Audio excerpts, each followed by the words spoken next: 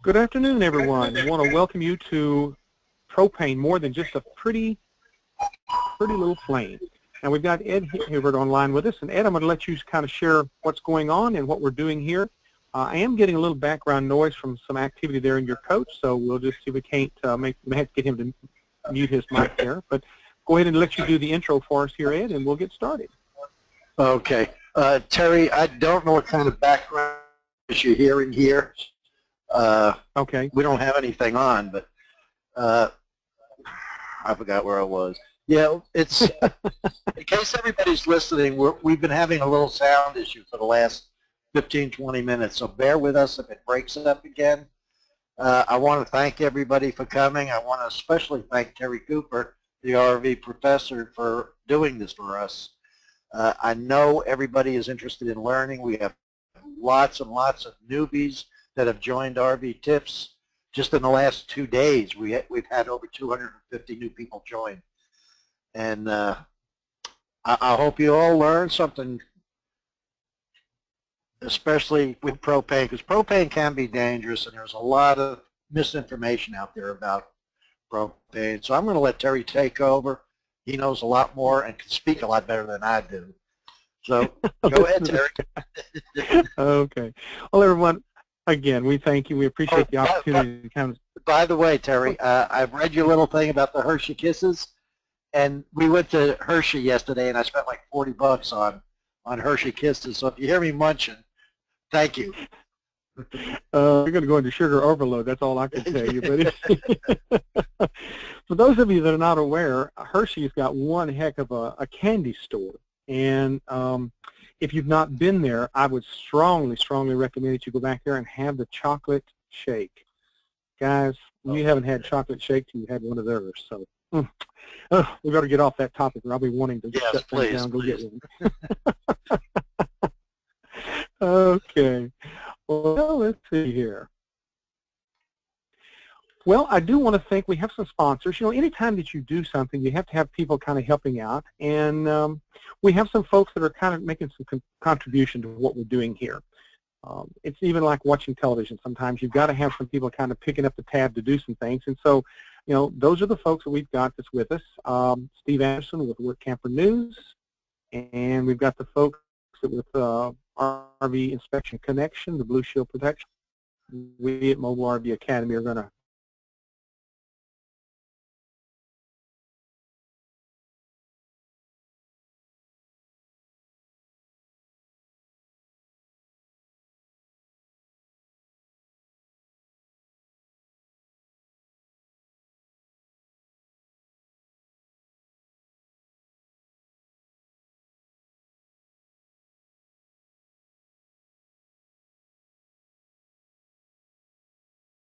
I have a rule.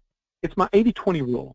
And as you all know, it seems like 80% of the problems we have with these RVs, it's just like, oh, don't go into panic mode. Dump that purple monkey off your shoulder. Those of you that were with us on the electrical, you know what I'm talking about, the purple monkey, that thing that causes all that confusion, and all that little voice that we hear chirping in our ear. This is bad. This is going to really be bad. What are you going to do? You're going to miss your reservation, you know, and you know, all these things are just chirping in your ear. But folks, I'm just going to tell you, 80% of the problems that we have with these RVs are things that we can fix ourselves, things that we can take care of. We just need a little bit of guidance. We need a little bit of direction on what to do and how to proceed, okay? So just keep that in mind as we're going through this. Now, when we look at propane, you're going to hear people call it propane, LP, butane, and folks, what they're talking about there is propane is a liquefied petroleum. It's a family of gases. And of that family of gases, it is propane, it is butane, methane. So when you've got an LP detector there in your RV, it's able to sniff and to detect all of those gases. So you'll hear people call it, oh, my propane detector. Well, it's really not a propane detector. It's an LP detector because it has the range, the capability to do so much more. Now, where do we get this propane from? Well, believe it or not, it wasn't that long ago that propane was a trash gas, that the refineries were actually, when they were making the diesel and the gasoline, the aviation fuels, and even the butane that they were using. What they were doing, they were having to flare it off, burn it off, and then someday someone kind of come up with this idea. So, we're running out of butane to be able to make plastics, but then also to be able to do some other things. And as a fuel, we've got to find something else to work with. So it was at that point they stopped using butane as a fuel source. Now, you will see some fuel that we'll buy that, particularly in the summertime, there will be a blend of propane and butane together. But I remember as a kid growing up on a dairy farm that I remember when they transitioned over from butane to propane, and because I could always tell that when it was getting cold, because all of a sudden the boiler out at the dairy barn just wouldn't really heat like it should. Mom would always be complaining about her cooktop and her cook stove just couldn't make the biscuits because, it just wasn't getting, she wasn't getting enough flame. Well, now that I see what's going on, butane doesn't boil. It doesn't boil at the same temperatures that propane. And we're going to look at that here in just a little bit. But just remember, what happened was the industry had to make some changes because they could use that butane for other sources. So now we're basically burning a trash gas. Now, some of the characteristics, and these are some things that we all know. I mean, truthfully, when they make LP, or propane as we call it, it's odorless and it's colorless. And they have to add the smell to it. And they add a smell called ethyl mercaptan. Ethyl mercaptan. And so it's put in there so that way we, the humans, can detect it. We'll hear people say, oh, I smell a propane leak. Well, yeah, there is a leak, but what you're smelling is ethyl mercaptan. And it's added into it in the vapor state as they're passing and pumping it through the pipeline, or when they're making it there in the refinery, they're actually injecting that ethyl mercaptan so that way they can have the odor. Now, if they're going to use propane in a commercial application, they will not add the odor, but of course in the handling of it, they've got to have all these big sensors in the factory so that way they've got the safety. But the odor that we smell is not the propane, but it's the additive that's put in it. Now, we know what water boils at. Water boils at 212 degrees. I mean, we've seen grandmother and mom, they're doing, and all of our chefs that we've got in our family talking about, oh, I've got to let my water boil. Well, I want you to notice, look over here on the far right-hand side and see what butane. Butane would boil at 15 degrees. We're saying boil. Well, I'm going to show you here in just a minute, but we buy these gases, or we buy these fuels as a liquid, and we consume it as a vapor. So what happens is that you have to have a pretty warm temperature in order to be able to percolate butane liquid and turn it into a vapor. Now, with propane, this is one of the key things that really worked for them when they got ready to start making these changes, because they realized that, what? If we use propane, it has a lower boiling point. So if it's freezing outside, let's say it's 32 degrees outside, that's still a long stretch between 32 degrees and minus 44 degrees. So by using propane, we actually have the ability to have it percolate and make a gas for us at a lower temperature.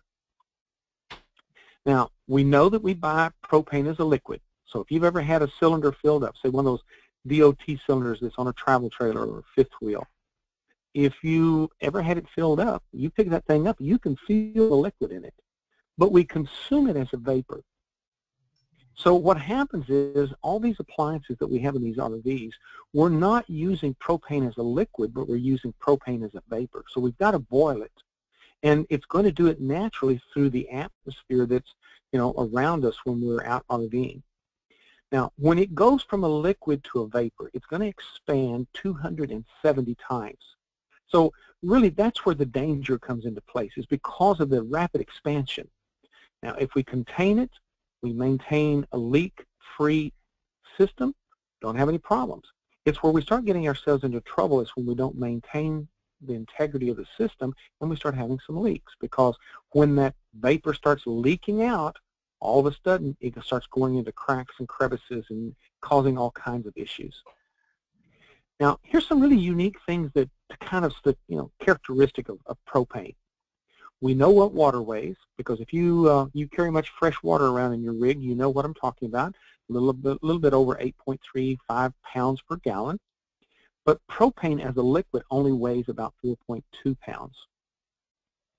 I remember reading where they were talking about where Katrina came into New Orleans. And when she came up into the Gulf of Mexico and perched right there at the end of the Mississippi River, what she did is she caused the Mississippi River to back up.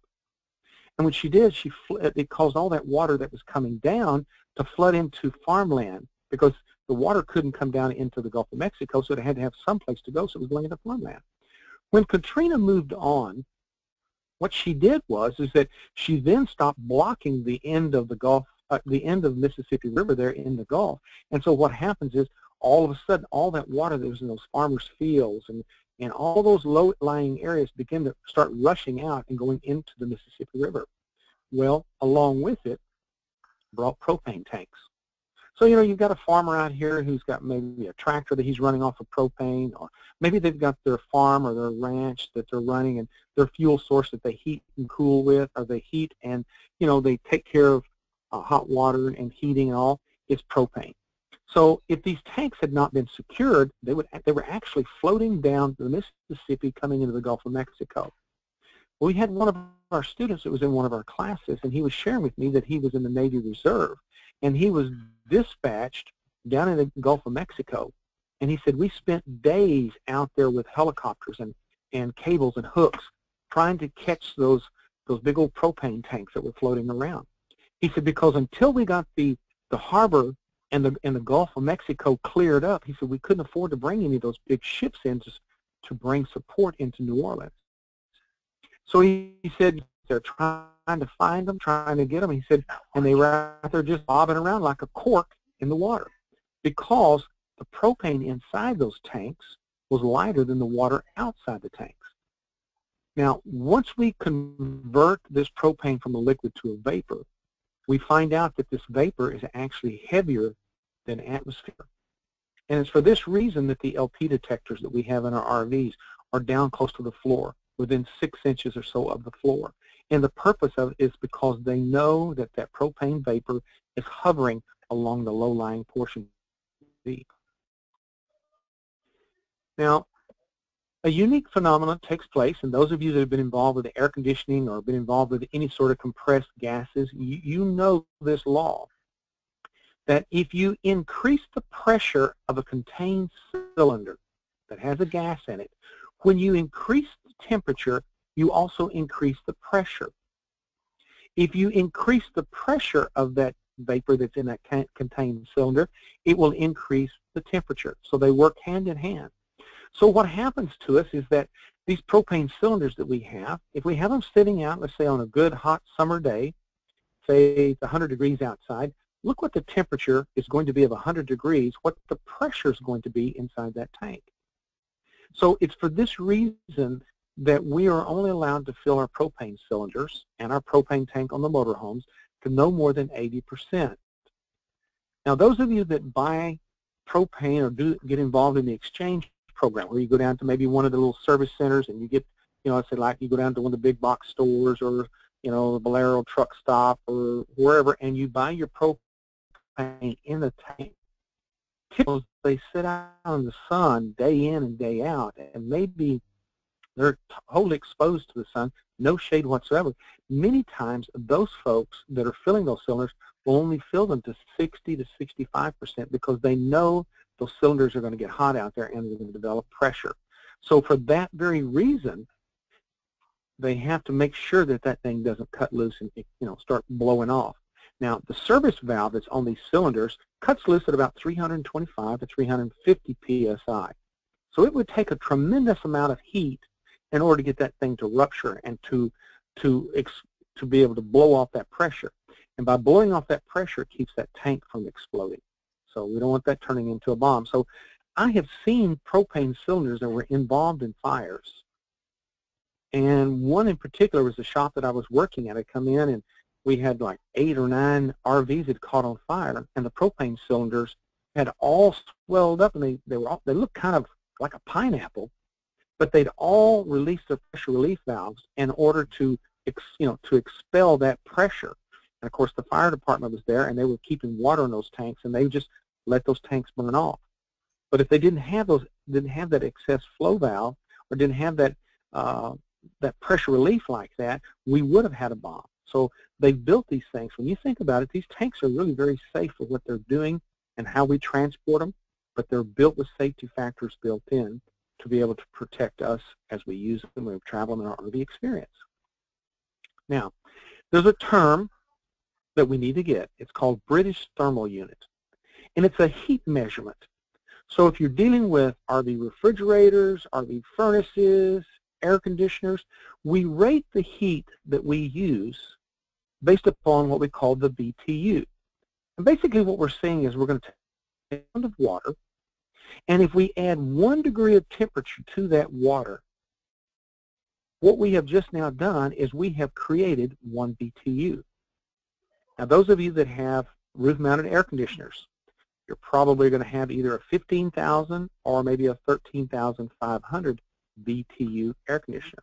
So what we're saying is if you have a 15,000 BTU air conditioner, in a period of 1 hour, this air conditioner running, in the period of 1 hour, it's going to extract in 1 hour, it's going to extract 15,000 BTU per hour out of the air. Now, if you're working with a water heater or a cook stove, you know, we're injecting heat. So like a lot of these water heaters, they typically are putting out about 13,000 to 15,000 BTUs. So we're injecting heat into that water. So just remember, when you start talking about air conditioners, oh, that's a 15,000 BTU. What they're talking about and what they're describing is the British thermal unit of how much heat is removed by that air conditioner. Okay? Now, these cylinders that we work with here in North America, our Canadian brothers, I don't know how many folks we have that are from Canada that's online with us today, but you folks are using the exact same cylinders that we use here in the United States. Now, we give them a different name, and of course, you folks have a little bit of different laws with yours. The Department of Transportation, now that's the United States one. Every cylinder has a collar on it, like you see right here. You see that orange ring? There's a stamp, a born date stamped on that cylinder. It's a 2-digit month and a 2-digit year. So if we happen to have a cylinder that said 0214, what that would mean would be is February 2014. And so what we're saying is 12 years from that date of manufacture, 12 years from that date on that stamp of that cylinder, it comes due for its first inspection. And then after that, it comes due every 5 years. Those of you that are into the renovating of the old RVs, you know, the vintage units, you're going to end up getting into that situation where, because if you want to use the same cylinder that came with that unit, or you wanted a cylinder that was according to period, you're going to have one that is going to have to be evaluated, have to be inspected every 5 years. Now, some places charge an exorbitant amount of money, I should use that word, to have these things inspected. I know of places that they charge in the neighborhood of about $400, $450 to have that cylinder inspected, and they send it off, you know, where they send these air tanks for the firemen, or maybe scuba gear, and they pressurize it, put it under a tank of water, and see how much pressure can it hold. And of course, they charge for it. Now, there's other facilities that they just do a visual inspection, make sure dent, dings, rust, and all that sort of thing, and they'll inspect it. But usually what happens is that if people go in to get filled up with their cylinder filled up, and they say it's due for an inspection, and you ask the question, well, how much is it? Oh, that'll be $400. Most people say, well, tell you what, how about if I leave you this cylinder and sell me a new one full of propane? And that's usually what happens. They take that cylinder and they either restamp it, it becomes part of the exchange program many times after they get it re-inspected. Now, our friends in Canada, they're using the exact same cylinder. They work off the same born date, but their first inspection comes 10 years after the date of its birth, and then 10 years after. They also have an inspection process. Now, one of the things that we need to keep in mind, those of us that are coming from the United States going to Canada, if we go into Canada with a cylinder, let's say that's 11 years old, if that cylinder is 11 years old here in the United States, well, we still have another year on it. But you get up to Canada and to get it filled up, guess what? They're going to confiscate it and take it away from you. Now, it works very well for those folks coming from Canada. Maybe they have a cylinder that's expired, but they come down here to the United States and they still have some time left on it. So, you know, the little game that's played back and forth. But just remember, here in the United States, it's 12 years for the first date of inspection, and then 5 years after that. Our friends up north, it's 10 and 10. Now, there's another tank. This is the one that you'll typically see on the motorhomes. And you'll probably begin to start seeing some of these same cylinders on some fifth wheels. Some of the manufacturers are getting away from the portable cylinders and are going to an ASME tank because they can get a larger volume, because they're beginning to put these aqua hots, which is basically a small boiler.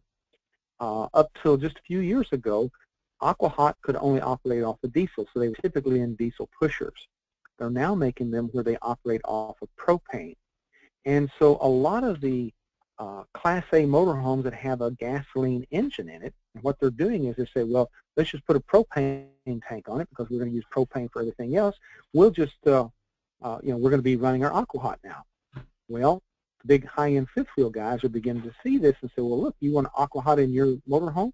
We can put an aqua hot on this fifth wheel. And so what they do is they put an ASME tank in it. And this tank is actually, it's amazing how you would think that everything, all the jurisdictions would be the same. But with these ASME tanks, it's not. They treat it totally different. Part of it's because it's a thicker steel. Part of it because it comes under different criteria, because the DOT treats it as a motor vehicle type of piece of equipment. Now, in the United States, they do inspection date on the ASME tanks. If a guy's going to fill it up for you, he'll do a visual inspection, you know, make sure you haven't run over some curbs and dented it and got a lot of rust on it and that sort of thing. Now, we're beginning to see in Canada, some of the provinces are beginning to require an inspection. And so if you happen to travel that way, just be aware that there may be some provinces that may require you to get an inspection on that ASME tank if you're going to have it filled up there with them. But it's not required here in the United States. Now, you're looking at the service valve of the cylinders that we're using today. Now, you can always look at it just by looking at the handle. See how it's got that triangular shape? And so, and then also they're using this coarse thread so they can use this green knob. Green is for RV, black knobs are for barbecue grills, and the red knobs are typically for someone who's maybe has a cutting torch that they're using propane as their fuel to be able to cut steel, whatever. But I run across many people that are taking the barbecue grill black knob and using it on their propane tank, thinking they're going to be able to operate their RV. Unfortunately, that black knob doesn't have the capacity to handle the volume of propane to flow through it. So the RV knob for us that we use on our DOT cylinders is green. Now, if you'll notice right here in this picture, this kind of sketch of it, if you'll notice this little stem that projects off to the left right here, that's where that excess flow valve, that's where it trips. If it gets too much pressure, it'll blow off right there, okay? All right.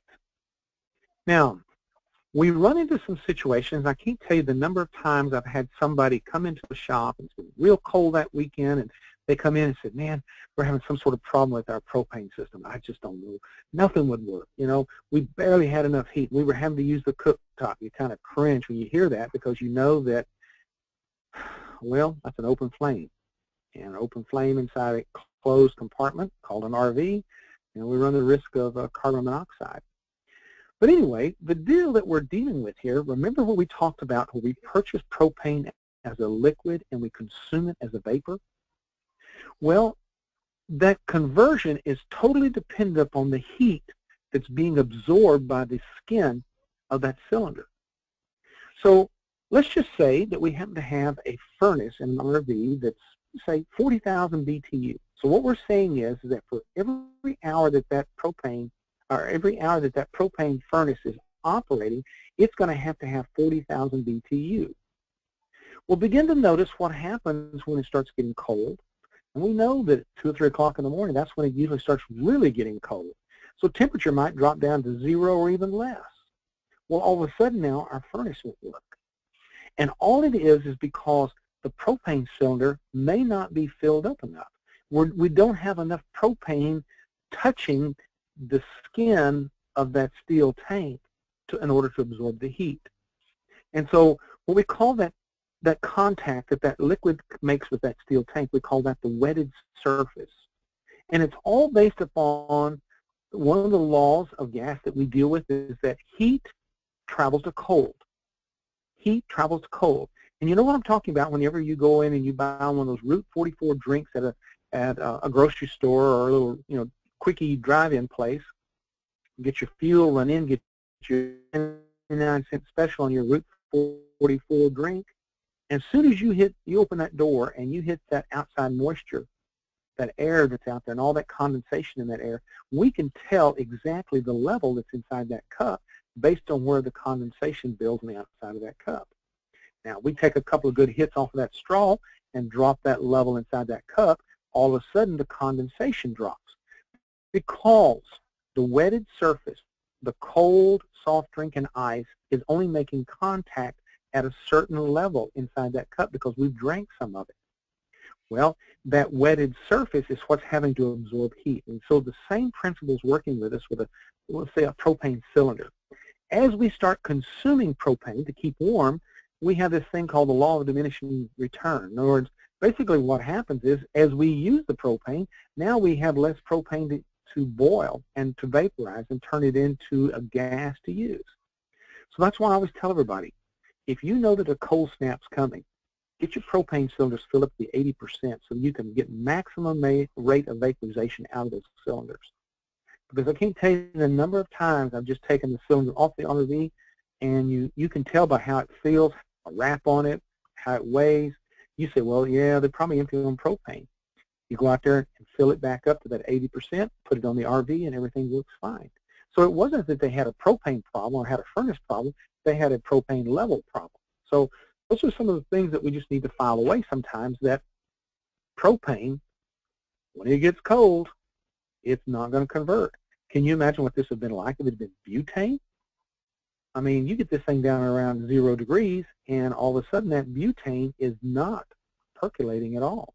So that, like I said, that was one of the main reasons why the industry went to propane to get away from the butane and its drawbacks.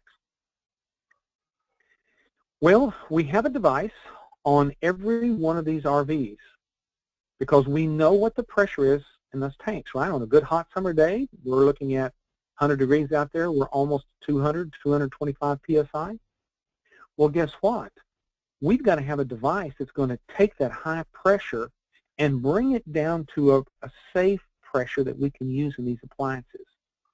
Now, on motor homes, they have what we call a straight line. They have one input, one output. So they have the input coming from the tank, and then they have the output that's feeding the system, feeding the propane lines. On the fifth wheels travel trailers, where you have 2 or 3 propane cylinders, we have there what we call an automatic changeover device. Now, if you'll notice in this picture, this little device right here has a little lever. Right now, you can tell where the lever's pointed on the left-hand side. It's pulling from the left-hand tank.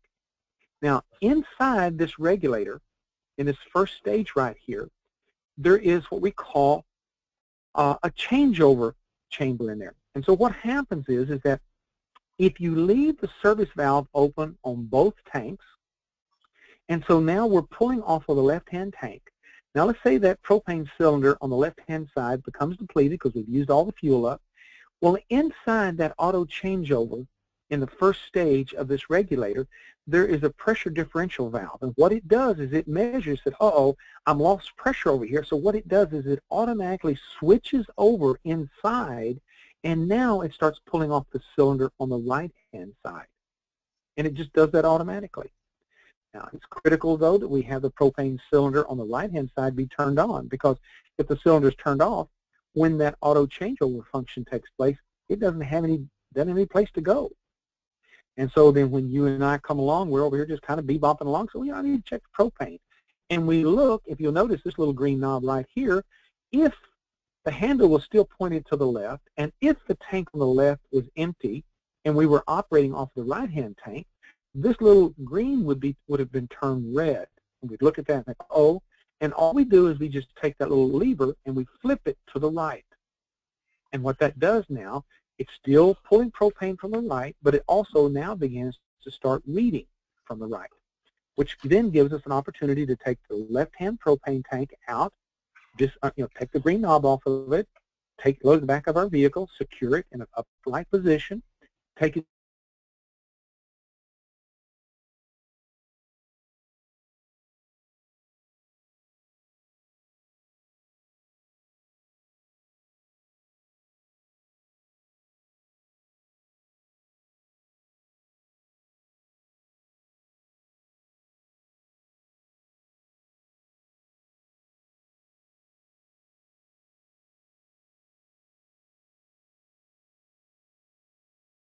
from one tank. So there is no auto changeover feature there involved. Now, one of the safety things we need to keep in mind is that you see this vent right here? Let me show you a diagram of a cutaway. Now, this is a cutaway of a regulator. It happens to be a dual stage. If you'll notice, coming in from the left-hand side, we've got the inlet, the tank pressure. So we may have that, almost 200 psi coming in, and that first chamber is going to drop the pressure down to 10 psi. So it's your barbecue grill. When you're working with your barbecue grill, you notice it only has one little knob there. It's got the black knob and it's got the little round regulator. It's a single stage regulator. So the pressure coming out of that regulator feeding your barbecue grill is 10 psi. Well, that's okay because we're probably going to adjust with the valve. We're going to adjust the knob so that way we can throttle it down because we want to burn our steaks, and we pay too much for it. So we, the human, are there. But when you're looking at what happens with an RV, that this thing's having to work, 24/7, and it works without us even thinking about it. So these regulators we're using in the RV are what we call a dual stage regulator. So coming in from tank pressure, say almost 200 psi, it comes to the first stage at 10 psi. Then it goes into the secondary stage, and it comes out at what we call 11 inches of water column. Now, 11 inches of water column is a little bit tighter scale. So it'd be like if you were a machinist, you were working on an engine. You don't bring out your Stanley measuring tape to find out how many thousandths of an inch that you need to bore off the cylinder walls or the crankshaft or any of the high precision work that you're going to be doing. You've got to change your measuring instrument. You're going to go to a micrometer or a caliper, something that measures thousandths, 10 thousandths, 100 thousandths of an inch. And so that's what they're doing here. We're going to drop the pressure coming out of this regulator to 11 inches of water column, which is equivalent to 0.6 psi. So it's not even 1 inch of pressure coming out. So when you think about it, this regulator is doing a phenomenal job taking 200 psi coming into it, knocking it down to where that pressure coming out, going to our appliances, going to our cooktop, our furnaces, our RV refrigerators, our water heater, it's going to it at 11 inches of water column, which is 0.6 psi. Now, we run into a situation. Let's say that today we're down at the Gulf of Mexico, let's say down around the Mississippi area, okay? And so you guys, you know what? I think we're going to go to Colorado. We're going to go meet some relatives, and we're going to have a big family reunion. So here you were at the coast at sea level, and now you're going to travel up to Colorado. And we know that the air pressure on the human body is so much, it's different. Because at sea level, the pressure on the human body is 14.7 psi. Now, we don't think about it, but that's what it is. That's just, hey, just adjust it to it. But if you get up into the mountains in Colorado, the pressure may be 10, maybe 11 psi on the human body. So what happens when you take this regulator up there? Well, what they've done is they put an air vent on the top side of this diaphragm. So that way, regardless of where you are and what altitude you are, this regulator can adjust and flex based upon the atmosphere that's coming in on the top side of the diaphragm. And you see you have a spring and you've got this diaphragm here. And then we got the propane coming in on the lower chamber. So based on where we are, based on what we're doing at what altitude, that thing will flex and move. Now, one of the problems we run into is if somebody misinstalls this regulator and turns it up to where we can get a little condensation, a little rain, or something in there, well, we know what propane, what its temperature is, and how water will freeze at 32 degrees.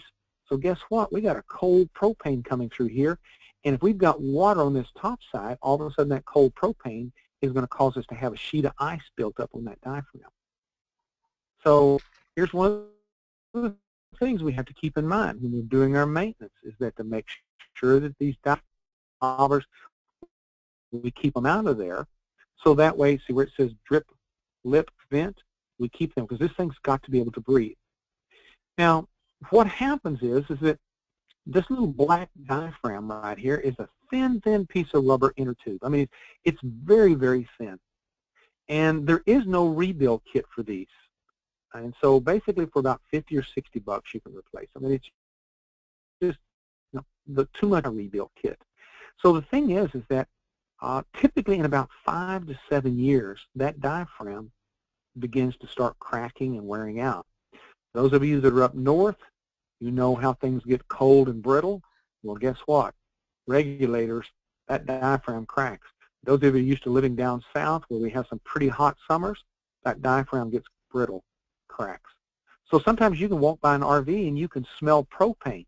Well, guys, this could very well be your culprit. It could be something so very simple as that diaphragm and that regulator. So many of the dealers, when they take a trade-in, if that unit's over 5 to 7 years old, many of them will automatically change the regulator and the hoses because they don't want the risk of selling this thing to somebody and it possibly having a leak. LP detectors. Now, there are some LP detectors that are built into a lot of the motorhomes and some of the high-end fifth wheels, so that way when this thing detects propane, butane, or methane, or any of those gases that are part of that LP family, not only does it take the LP detector into alarm, but it also turns off a valve at the cylinder. It's just a safety feature. Now, what happens with these detectors is they also have a born date, and they're stamped typically on the back side of the LP detector. That's the date that it was put in service. That was the date that it was built. Next time you go into an RV store, go over and take a look over in the LP area and take a look at some of those blister packs that they have these LP detectors in, and they will tell you, good for 60 months. Well, 60 months is what? 5 years. Some of them will go a little bit further. They'll push it out to 7 years. But you'd be surprised how many inspectors I know that are doing RV inspections, and they'll go out there and they'll take the 2 screws out that are holding that LP detector in place, pull it out, look at the back side, and see that this thing is out of date, and many times someone has cut the power wires to this thing because it was going off at night keeping somebody up. So somebody says, hey, I'm going to stop this thing. We're going to have to get some rest around here. Well, all of a sudden now we have this false sense of security. The LP detector is not going off, so it must not have a problem.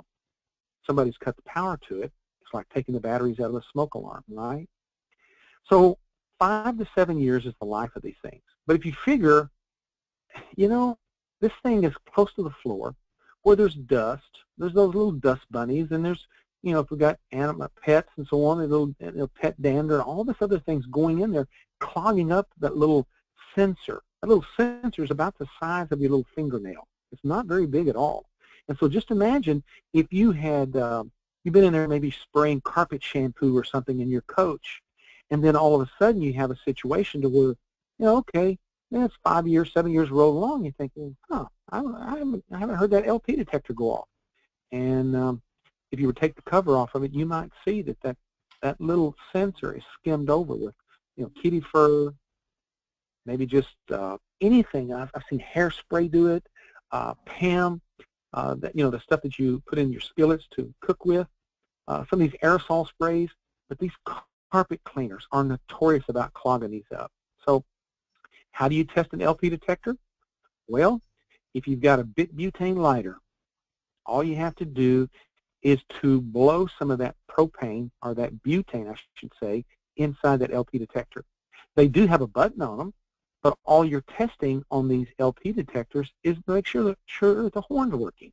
You're not testing to see if the sensor is working when you push that little button. So by putting a big butane lighter up there, or maybe one of those little fire sticks we use to light our barbecue grill, well, what you'll do is you'll spray some of that butane in there and see if the thing will trip off. Once it trips, you just fan it, thin it out. Because it's one of those safety features that we have to keep an eye on, because we're dependent upon this thing to protect us. And if we don't keep it in good shape and replace it when it's out of date, or make sure that somebody hasn't cut the wires, and I'm speaking to those of you that are looking about buying used units, this is one of the life safety things that the RV inspectors are doing. Not only do they do a propane leak test, a pressure test, but they also check the LP detectors, and so they have to make sure, for life safety reasons, that it's good. So like I say, the big things that we're seeing is the carpet cleaners and these aerosol sprays, the air fresheners and things like that. They just kind of contribute to the downfall of these LP detectors. Hey, we got to use it, but just be aware these LP detectors do have a life to them. So with that being said, let's go back and let's see what kind of questions we've had come in here to us.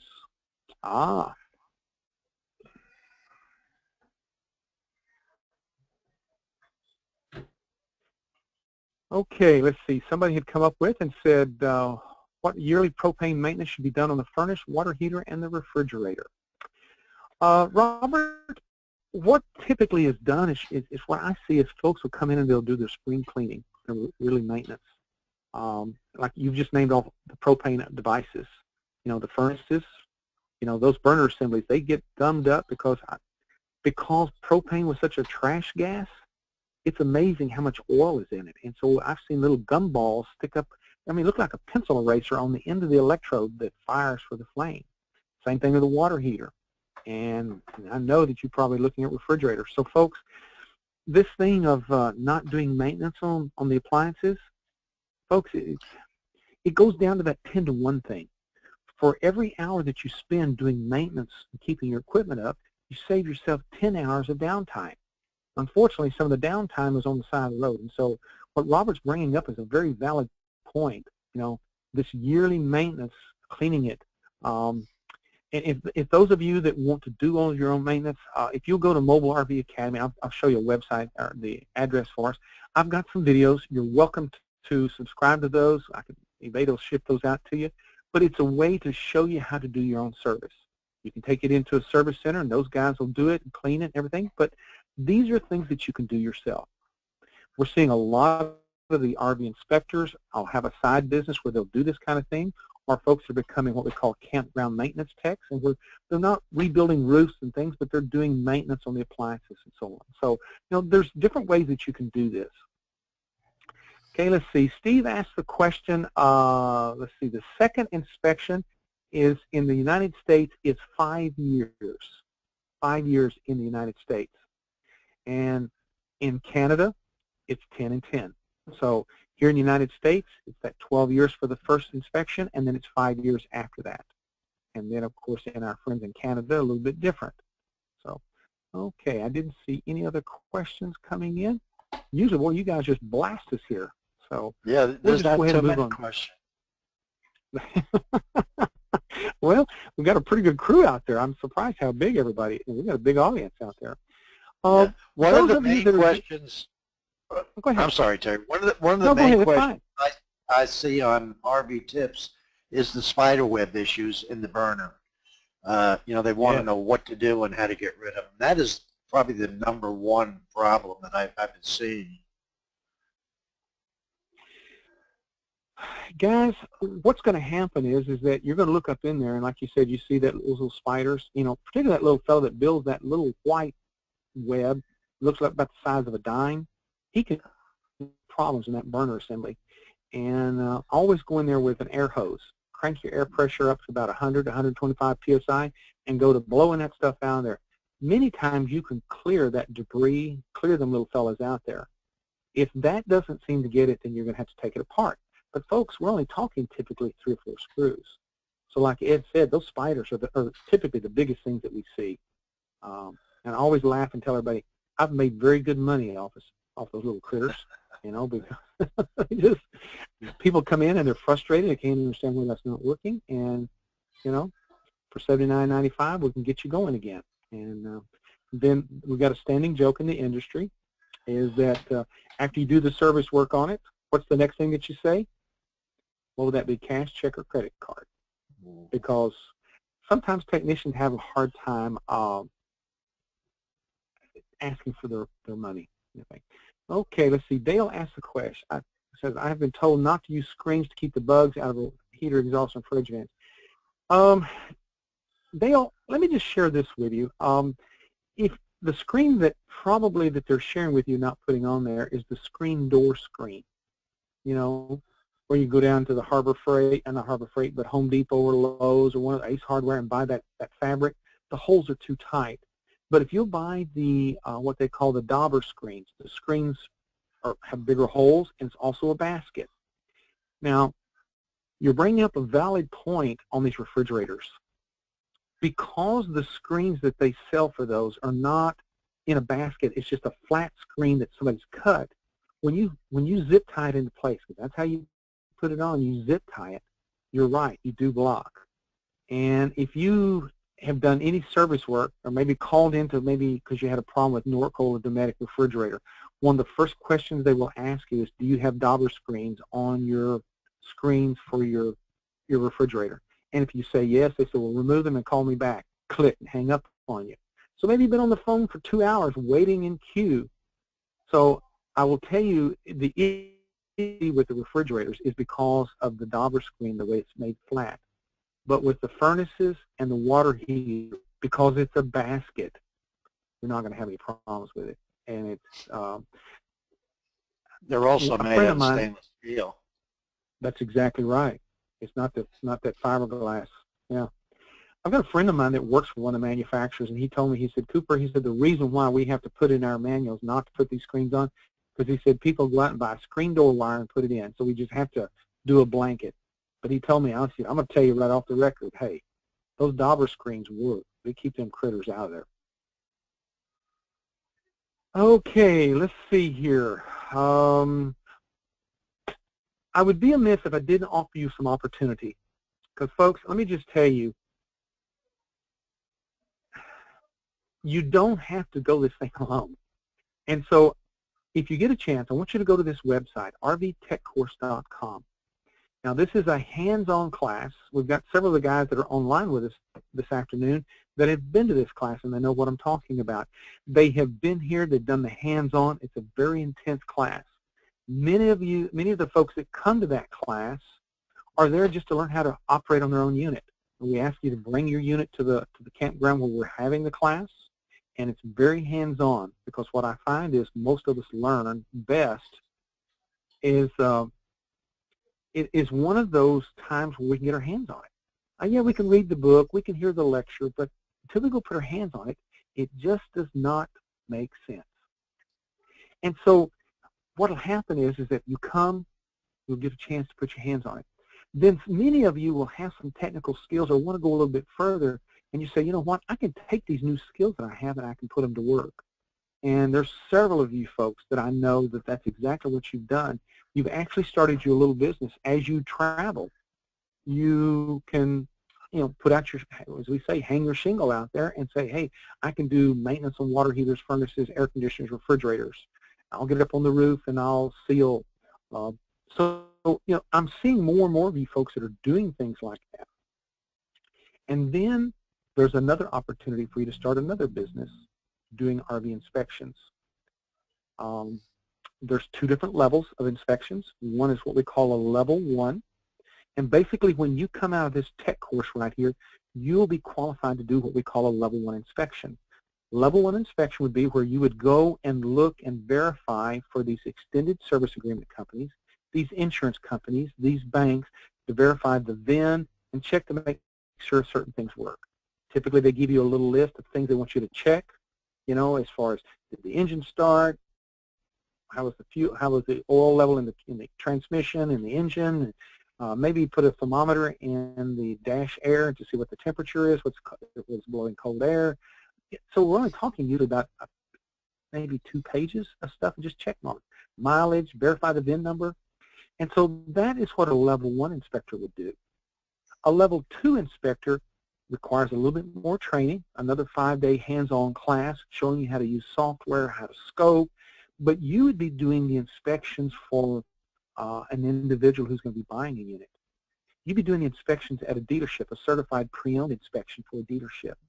You'd be doing the inspection maybe as, and I just got back this last week. I was down in Houston doing an investigation for an attorney. They were having some issues with an RV, and I did an inspection for them so we could be a witness for what was going on with that unit.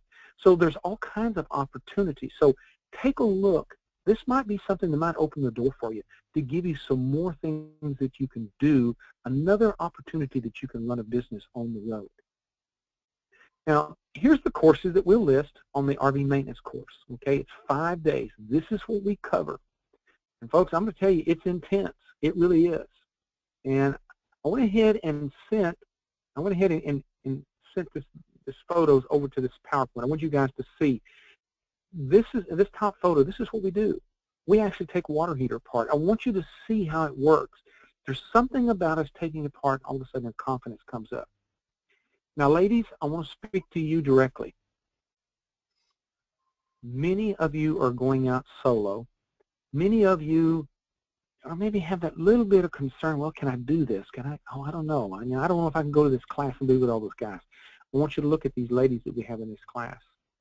Now, in this middle photo right here, notice the lady on the far left-hand side, front row. She and her husband own an RV park. And what she told me was, she said, you know I'll be doing some minor maintenance, but I want to be able to understand when a technician comes in, or be able to understand and maybe even help a customer when they come in. So she was right in it. Now, in this bottom photo, this lady on the left-hand side, guys, this lady's a PhD. She teaches at a college, teaches English Lit, and in the summertime, she takes her Class C and her kiddos, and she's off and gone. And her name is Vivian. So we call her Dr. Vivian. But I'll tell you what, this lady was not a slacker. Now, this was a small class she was in, and basically she just jumped right in. And she had her Class C there in class, and she told me later, she said, had I known some of the things that I've learned in this class, I might not have bought this Class C, because I'm finding out I could have done better. I could have found the right one if I'd have known what I was looking for. But she said, you know what? This course right here, already I found 3 or 4 things that will more than pay for what I paid for this course. So when you start to see people doing that, it makes a world, because folks, it gives you the confidence. So these are the courses that we'll cover in that class, okay? Now, let's just say that you're not able to make it to the class. Well, we've got the next best thing for you. We have what we call live stream. We've got cameras set up in this classroom. We've got access to where you go in onto our friends at YouTube, and you actually participate in a class. So you can be completely across the country. We're going to be doing a class in Gettysburg here in a few weeks, and we already have people signed up that are in California, Washington State, got some from down in Florida, some up in Michigan. And so these folks are going to be streaming with us, taking the same class that's going on with the folks that are coming with the hands-on 5-day. But this is the live stream. So you're sitting there in front of your computer, watching, participating for 5 full days. Now here's the beautiful thing about it.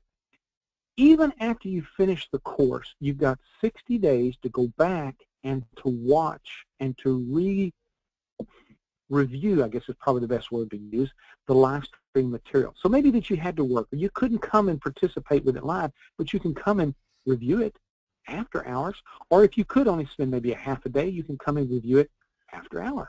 Now also, I give you some homework assignments, because what we're doing in the field, I want you to do in your RV.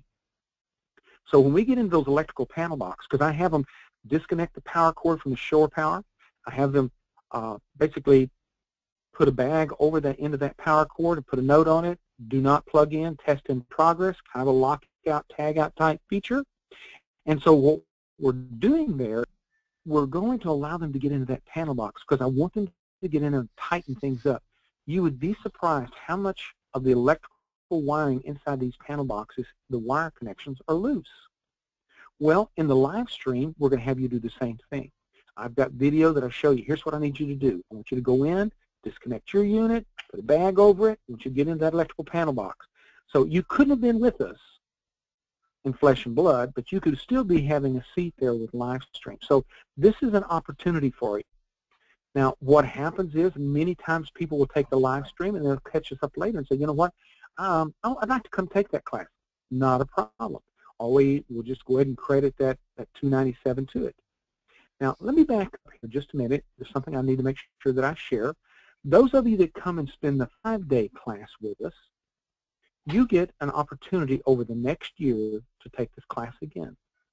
All we ask is, just notify us that, what class you'd like to come into, and make sure that we have room in it, because you can see in that middle picture, sometimes the classes get a little full. And as long as we've got room for you, I just ask you to bring the material and also come prepared to help the others that are in the class, because we may have some newbies in here that need a little guidance, and you can show them the things that you've learned within that last year. So those of you that come and spend that 5 days with us, you get what we call a do-over. And not only that, but you also have access to this material online as well. So wanted to give you a chance to get back into it, because I don't know about you, I can only absorb so much, and then I have to go back and review it again and again. So whether you take the 5-day live, hands-on in the classroom with us, or you take the live stream, here's a chance for you to get your hands on it. Because, folks, there should be no reason whatsoever that we go out here and do our RVing without having some knowledge, because there's an awful lot of people out in these campgrounds that sure use some help. Okay? Now, one of our other sponsors is RV Inspection Connection. They have a program called the Blue Shield Protection Package. Now, I am the director of this organization, so I'm very familiar with it. I do most of the training of these inspectors, so I am very familiar. But let me just say this to you. If you're looking to buy a used RV, please get an inspection. Please get an inspection. Last year, of the motorhomes that we tested, that we went out and did an inspection, we offer a fluid analysis. In other words, we pull a sample of the oil. You can also pull a sample of the transmission fluid, the engine, or the transmission, besides the engine, the radiator, as well as the rear end. And if you've got a generator, the fluids on that. Last year, over 32% of the motorhomes that we checked their oil, sent them off, had the samples pulled. It's kind of like doing a blood test for that engine. 32% of them had some sort of engine problem. 32%. Now, some of them were simple fixes. It wasn't going to take much to get them going, because maybe the fuel injectors were hanging up and spraying too much fuel in there and diluting the oil. But like the labs shared with us, Cooper, you've got some units out there that people are looking about buying, that there's piston material, there's bearing material. These engines are coming apart, and people don't know. So if you look at what the cost of one of these big old diesel pusher engines are, $20,000, $30,000, that's not a mistake that we need to be making when you can get an oil sample on that thing and find out. And so those of you that are buying maybe a Class C that's got these gasoline engines, or maybe a Class A that's got a gasoline engine in it, please, please get the fluid samples checked on the engine and the transmissions. We're finding issues that people don't always take care of their equipment. You don't need to be buying somebody else's problem. Let somebody find this stuff for you. Now, not only with this Blue Shield program, but you can also get a 90-day service agreement on this thing. So let's just say you think, I mean, this is the one. This is the one. I like the curtains. I like the floor plan. Get it inspected and then say, look, I want to get the 90-day service agreement to tack on top of it. So if everything comes back good, then they can put that 90-day extended service on it. So that way you've got 90 days. If you want more, they can provide up to 5 years on that thing. They can give an extended service on that. And guys, I'm telling you, at the price of some of this equipment, you don't need to be making these kind of mistakes. And I can't tell you the number of times people woke up and they said, I need to tell you what's happened. I bought this thing, I was so in love with it, and now I hate it. I understand. I understand, because they bought a money pit because they didn't get out of the emotional range. They didn't look at this thing with eyes saying, hey, what's happening here? And sometimes you got to have a disinterested third party, and so those inspectors can do it for you. And so I'm just telling you, if you're going to be buying a used unit, please get it inspected, even if it's offered by a dealership. We did 52% of the inspections last year were done on a dealer's lot. So there was a lot of people out there looking to buy an RV, and even though the salesman said this thing was perfect, it's pristine, they wanted an inspection on it. And I'm here to tell you, folks, some of those RVs were the ones that had the engine issues with them. So everything is not always as it appears, okay? But, and let me hear again, let me speak to the ladies. Ladies, we have women that are asking for lady inspectors. Like one lady told me, she said, Cooper, don't take this personal, but sometimes you men throw buzzwords around, and I don't understand what you're saying. Or she said, I've gone into shops, and they talk down to you. And she said, that's the reason why I'm taking this class. And then we've had people say, you know, do you have a lady inspector that could come do my inspection for me? Folks, we need more ladies.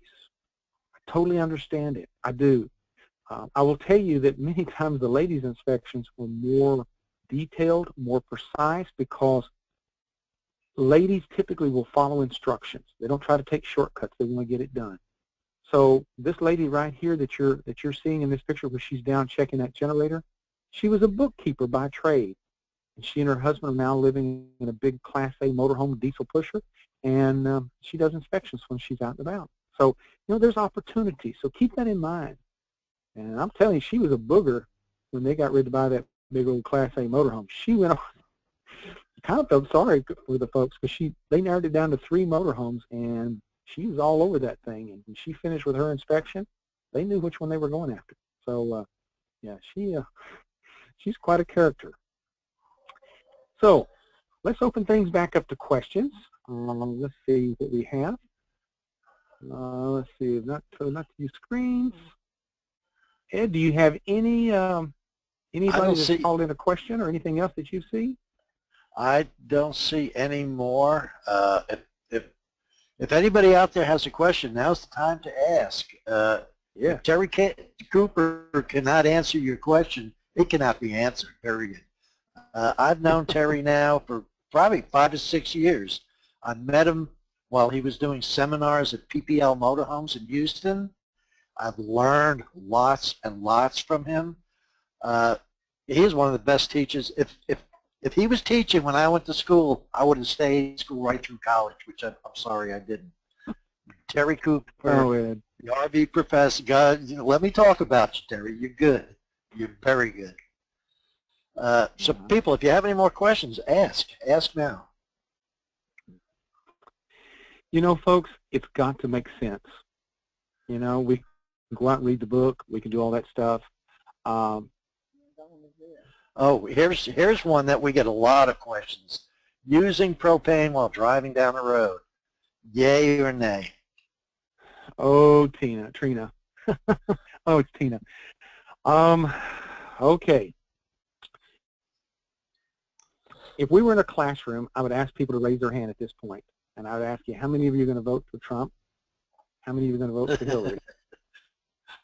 That's the kind of conversation we're fixing to have. But let me just share this with you, and this is just from my experience working in the industry. In the last 18 months, I've come across 3 separate RVs that the kitchens were in the slide-outs. And so what you've got in that slide-out, feeding the cooktop and maybe the refrigerator, you've got the rubber hose that feeds from the body of the RV over to the slide-out to feed up into those appliances. In every one of those 3 situations, something's happened to that rubber hose. Zip ties or the connectors or whatever was holding in place came loose, and those hoses dropped down upon the tires, and the tires rubbed a hole in the gas line. Now, 2 of them were straight from the factory. So they'd never had propane in the line. So like one of the technicians told me when he showed it to me, he said, Mr. Cooper, can you imagine if there had been propane in that line and that tire rubbed a hole in that gas line, that rubber hose? Not only would it rub it enough to burn a hole in it, but it would also ignite that propane. He said, how in the world would they have ever gotten that RV disconnected from the vehicle they're towing it with? Now, there was a travel trailer that was in one of the shops, and luckily the people had turned on their propane when they got to where they were going, and they kept smelling gas. And then they got to looking, and then there it was, right above the tires, that hose. So, you know, if you do, please, please be aware of the exposure you've got. You know, if it's a kitchen's in a slide out, or if you come into a service station to fuel up. You know, many states require you to turn off your fuel. Many states require that if you cross a bridge or go into a tunnel, that you turn off your propane. So, folks, I'm just going to tell you, the Coopers, we don't travel with our propane on. We just don't. If we're concerned about our refrigerator, because maybe we're going to be pulling a 6 or 8 hour drive, Lady E's got those blue freezer packs that she has in the freezer, and she'll put them in the refrigerator and, you know, kind of keep it cool in there. And soft drinks and the lunch meat or whatever it is we're going to have as we're traveling, we keep it in ice chests. So that's us. So Tina, I appreciate you asking the question, because that's a good one that needs to be presented. It's kind of like, I guess, running stop signs. You know, you get away with it after a period of time, and then one day you might not. So anyway, so thank you for asking that question, Tina. Okay, anybody else there, Mr. Ed? I don't see anybody. Okay. Well, like I say, folks, I'm going to encourage you to check out these folks, Work Camper News. If you'll go over to Work Camper News, if you just go to workcamper.com, they have a program called the Dreamer Program. It doesn't cost you anything to sign up. And he's got a bunch of material, videos and webinars and forums that you can join. And then they do have a subscription service, and it's not very much at all. But education is the key. And the more that you do now, it'll keep you out of the service department. The more that you do now, that'll keep you from being broke down. The more that you do now will make you more comfortable and give you that freedom and give you the confidence. Because, folks, once you know how you're comfortable doing things, you know what? You don't back down. You don't back down like our lady inspector we have. She doesn't back down because she understands. She said, I can work on this stuff. Not a problem. So whether you come and take the 5-day class and they're in the classroom, or you take the live stream, that's okay. Either way you go.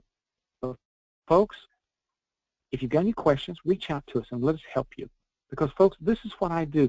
For the last 3.5, I guess it's 4 years now, Lady E and I've traveled, and this is all we do. We just train.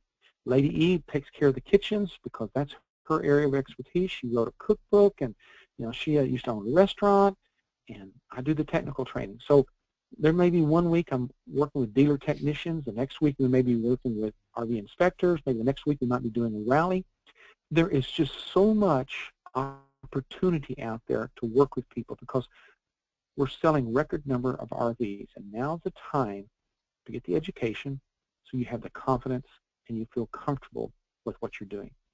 So if there's anything we can do, just reach out to mobilervacademy.com and we'll help you out if we can. But folks, I've been kind of lurking behind you and watching there on RV Tips. Got some pretty sharp people on that forum. I can tell some of them respect, some of them got some really good experience. Maybe they've been out on the road a while. Good advice out there. But folks, get this stuff under your hat so you can get out here and let's enjoy this lifestyle.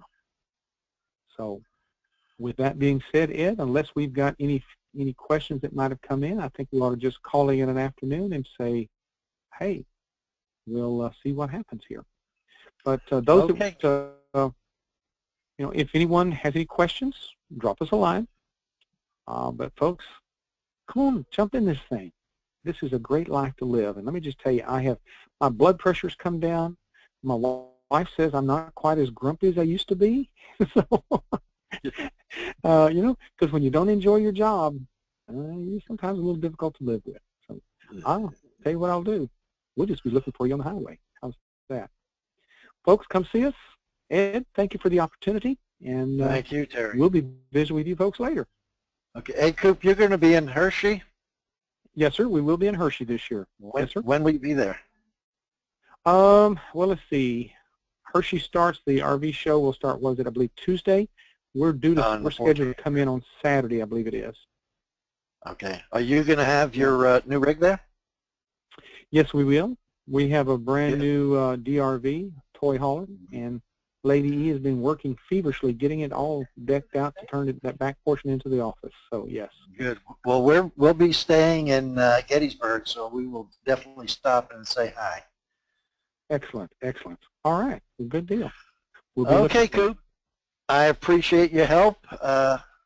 RV Tips people, please, if you've missed this or you have some friends that want to see this, I believe Coop is going to share a link because this is being recorded. Am I correct, Cooper? That is correct. Well, okay. As soon as we get offline here, I'll have Lady E render it, and we'll get it sent out to RV Tips folks, and we'll also post it on YouTube. So, yes. And those that signed up, you'll get an invitation to view it again.